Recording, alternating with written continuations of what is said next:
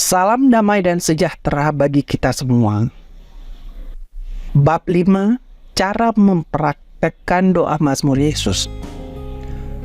Mengenal atau mengetahui sejarah sebuah doa, makna dan tujuan doa tersebut, serta dasar-dasar teologinya memang bagus dan perlu. Itu semua akan membantu kita menyadari bagaimana doa tersebut dapat memperkaya dan memperkokoh iman Kristen kita. Tapi yang jauh lebih penting dari semua itu adalah bagaimana mempraktekkan doa tersebut dan sungguh-sungguh menjadikannya sebagai sumber kekuatan rohani hidup kita sebagai pengikut Kristus. Untuk itu, pada bagian ini kita akan membahas tentang bagaimana cara mempraktekkan doa Mazmur Yesus. Bagian inti dari doa Mazmur Yesus terdiri dari 2 doa sederhana dan 15 renungan kisah sengsara Tuhan.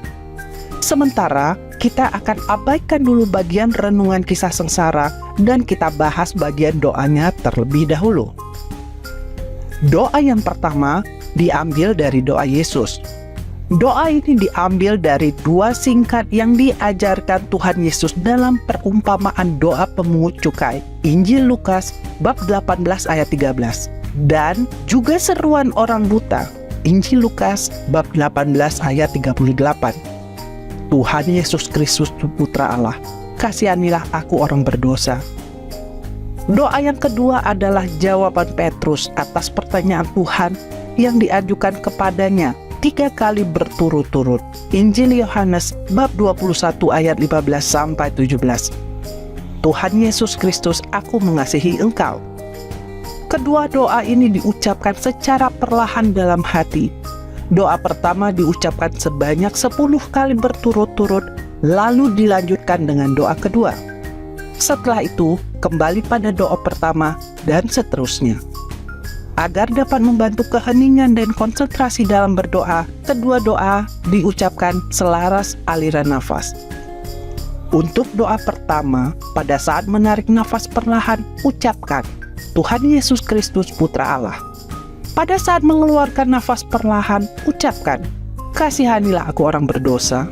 Jika kita menggunakan video panduan, kita juga dapat menyelaraskan doa kita dengan nyanyian yang ada di dalam video.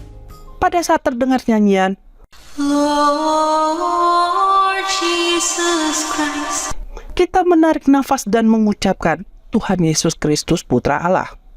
Pada saat terdengar nyanyian, have mercy on me, kita mengeluarkan nafas dan mengucapkan, kasihanilah aku orang berdosa. Untuk doa kedua, pada saat menarik nafas ucapkan, Tuhan Yesus Kristus. Pada saat mengeluarkan nafas ucapkan, aku mengasihi engkau. Perlu diingat baik-baik, pengaturan nafas di sini hanya berfungsi untuk membantu tercapainya keheningan dan konsentrasi dalam berdoa. Ketika keheningan dan konsentrasi itu sudah diperoleh, maka pengaturan nafas tidak perlu diperhatikan lagi, dan selanjutnya kita hanya fokus pada doa-doa yang diucapkan. Jadi fungsi pengaturan nafas dalam doa Mazmur Yesus hanya sebagai alat untuk membantu kita berkonsentrasi dan mencapai keheningan, tidak lebih. Fokusnya adalah doa-doa yang kita ucapkan. Itu tadi prinsip dasar dari cara mempraktekkan 2 doa utama dari doa Mazmur Yesus ini. Dalam doa Rosario, doa Bapa Kami, dan 10 kali Salam Maria yang diucapkan berulang-ulang berfungsi sebagai kerangka. Sementara 15 renungan misteri yang dibagi dalam 3 bagian adalah intinya. Begitu juga dengan doa Mazmur Yesus. 2 doa utama tadi berfungsi sebagai kerangka, sedangkan 15 renungan sengsara Tuhan adalah inti dari doa Mazmur Yesus.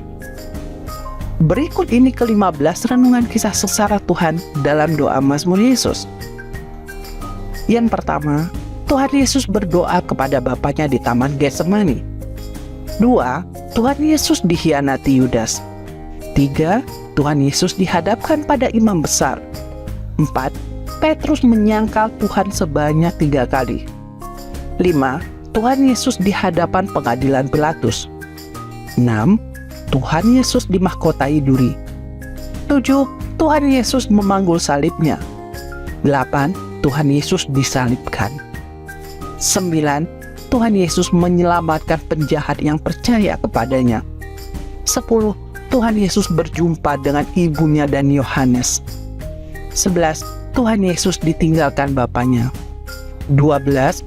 Tuhan Yesus merasakan haus. 13. Tuhan Yesus wafat. 14. Lambung Tuhan Yesus ditikam tombak. 15. Tuhan Yesus dimakamkan. Setiap renungan dilakukan dengan cara membayangkan momen kisah sengsara yang menjadi topik renungan, seolah kita melihat langsung atau hadir dalam kejadian tersebut.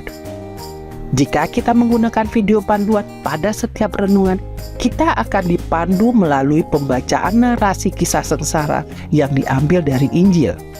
Jika kita tidak menggunakan video panduan, renungan dapat kita lakukan cukup dengan membayangkan setiap momen yang menjadi topik renungan.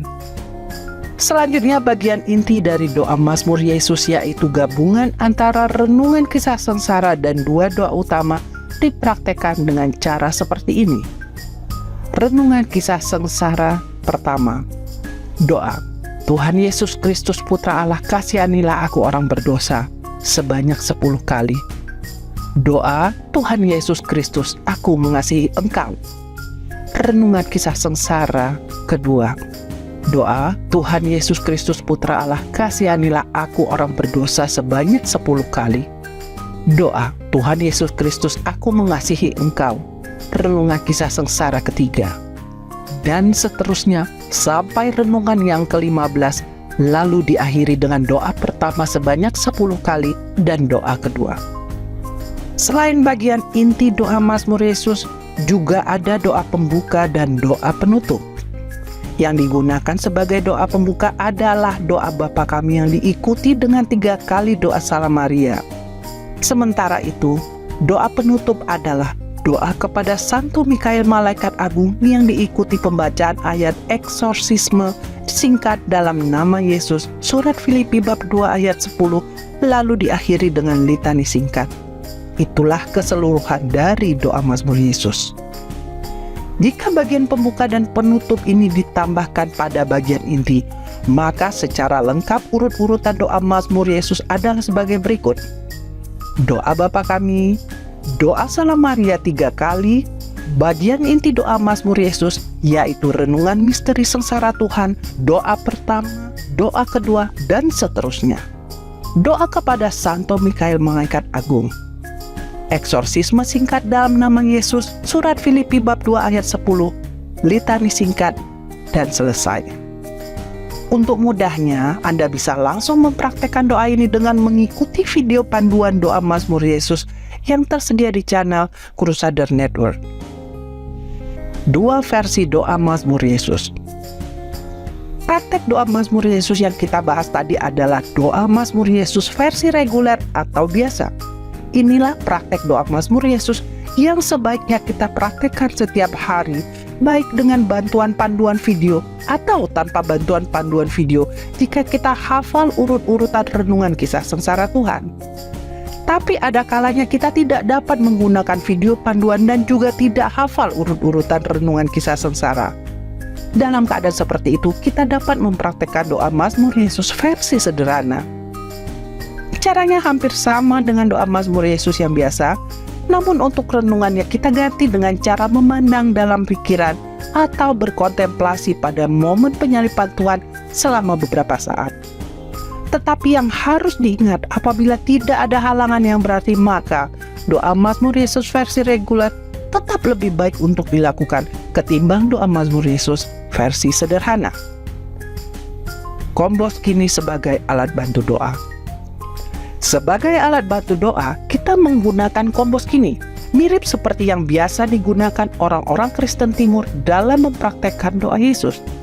Mirip, tapi tidak sama, karena kombos kini yang digunakan dalam doa Yesus biasanya tidak terbagi-bagi dalam kelompok dekade, karena doanya hanya satu macam yang diulang-ulang. Sementara kombos kini yang digunakan dalam doa Mazmur Yesus terbagi-bagi dalam kelompok dekade yang masing-masing dipisahkan oleh satu buah simpul, mirip seperti dalam untayan rosario, karena jumlah doa yang digunakan dalam pengulangan ada 2 macam. ada combo skinny panjang yang jumlah butirannya 150 ditambah 15. Combo skinny panjang ini biasanya digunakan untuk berdoa di rumah atau di ruangan khusus doa. Ada juga combo skinny pendek dengan jumlah butiran sebanyak 30 tambah 3. Combo skinny pendek ini sangat praktis, dapat digunakan di mana saja, termasuk digunakan saat berada di perjalanan atau tempat-tempat lainnya.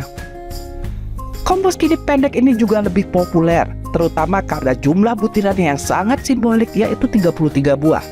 Jumlah ini mengingatkan kita pada jumlah tahun Tuhan kita berinkarnasi di dunia. Jadi sangat cocok untuk digunakan dalam doa Mazmur Yesus. Jika tidak ada combo skinny khusus doa Mazmur Yesus, kita juga bisa menggunakan alat bantu lain yang sudah ada, seperti misalnya untayan rosario.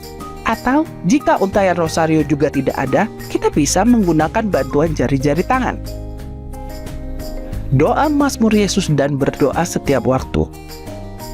Salah satu pelajaran yang menarik dan berharga dari buku The Way of a Pilgrim adalah tentang bagaimana penulis menerapkan nasihat Rasul Paulus untuk berdoa setiap waktu. Surat Efesus bab 6 ayat 18 dengan cara mempraktekkan doa Yesus tanpa henti di sepanjang perjalanan.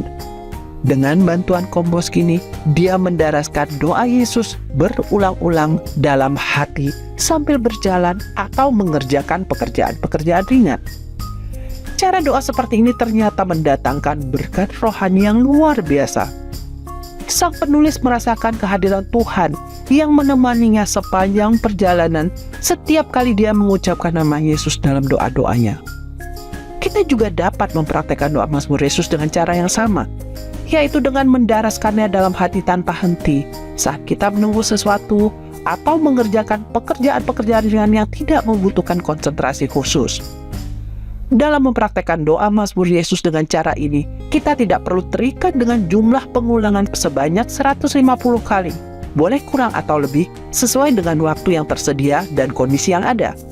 Sama seperti doa rosario yang dipraktekkan dengan cara ini, kita juga tidak terikat dengan hitungan 50 kali atau 150 kali doa Salam Maria. Dalam iman kita boleh percaya bahwa berkat-berkat rohani luar biasa yang diperoleh penulis buku The Way of a Pilgrim dari doa Yesus yang dipraktekkan sepanjang perjalanan juga bisa kita dapatkan dari doa Mazmur Yesus melalui cara berdoa seperti ini. Doa Mazmur Yesus untuk non-Katolik. Karena doa Mazmur Yesus merupakan sintesis atau perpaduan doa-doa yang berasal dari dua tradisi kekristenan yang berbeda, doa ini berpotensi besar untuk menjadi sarana membangun semangat persatuan Kristen. Namun yang menjadi pertanyaan, bagaimana orang-orang Kristen non-Katolik dapat mempraktekkan doa ini jika di dalamnya terdapat doa-doa yang tidak mereka kenal? Doa Salam Maria, doa kepada malaikat agung Santo Mikael kemungkinan tidak dikenal oleh orang-orang Ortodoks dan Protestan. Sementara litani kepada orang-orang kudus, Ortodoks memang mengenalnya, tapi Protestan tidak. Meski tidak termasuk bagian inti dari doa Mazmur Yesus, ketiga doa tersebut juga tidak dapat dilepaskan begitu saja dari doa Mazmur Yesus. Pentingnya ketiga doa tersebut dalam doa Mazmur Yesus akan dijelaskan pada kesempatan lain untuk menjaga agar isi buku atau seri video ini tetap ringkas. Akan tetapi, masalah tersebut tidak perlu menjadi hambatan bagi non-Katolik untuk mempraktekkan doa Mazmur Yesus. Untuk sementara waktu agar tidak menjadi batu sandungan bagi non-Katolik, ketiga doa tersebut dapat dilewati atau diganti doa lain sesuai kebiasaan. Tetapi dengan berjalannya waktu, secara bertahap ketiga doa tersebut perlu diikut sertakan dalam doa Mazmur Yesus. Dengan cara demikian, doa Mazmur Yesus ini akan dipraktikkan secara sama bagi semua Kristen, baik Katolik, Ortodoks maupun Protestan. Potensi doa Mazmur Yesus sebagai sarana untuk membangun persatuan akan menjadi jauh berkurang atau bahkan sia-sia jika pada akhirnya doa ini dipraktikkan secara berbeda-beda oleh setiap golongan Kristen. Terima kasih atas perhatian Anda.